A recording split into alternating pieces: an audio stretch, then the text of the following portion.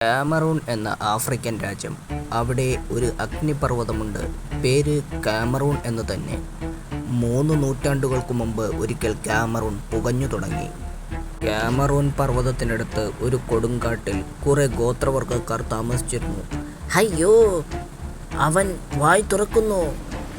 രക്ഷപ്പെടൂ, അതിനു മുമ്പ് അപ്പൂപ്പനെ വിവരമറിയിക്കണം.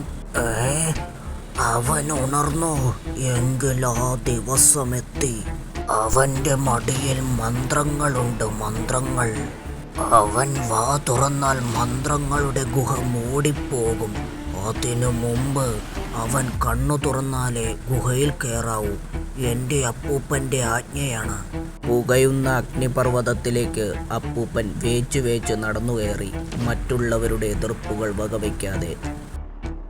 എന്നാൽ ഗുഹയ്ക്കകം ശൂന്യമായിരുന്നു. എവിടെ എവിടെ മന്ത്രങ്ങൾ?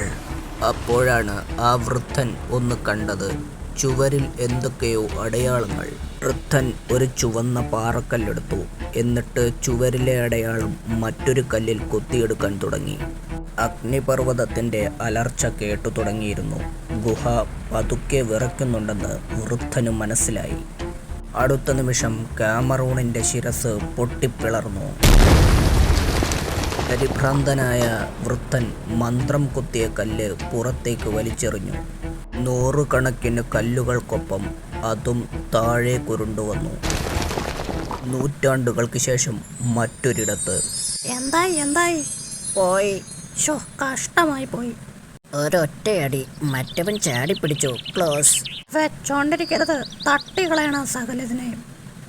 സൂത്ര, ഇവന്മാരെന്തൊക്കെയായി പറയുന്നത്? ആർക്കറിയാ, വാ ചോദിക്കാം. ഹലോ പോയി. ആരാ അവിടെ?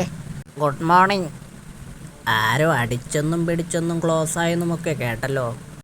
അതൊരു കളി കണ്ട കാര്യം പറഞ്ഞതാ. കളിയോ?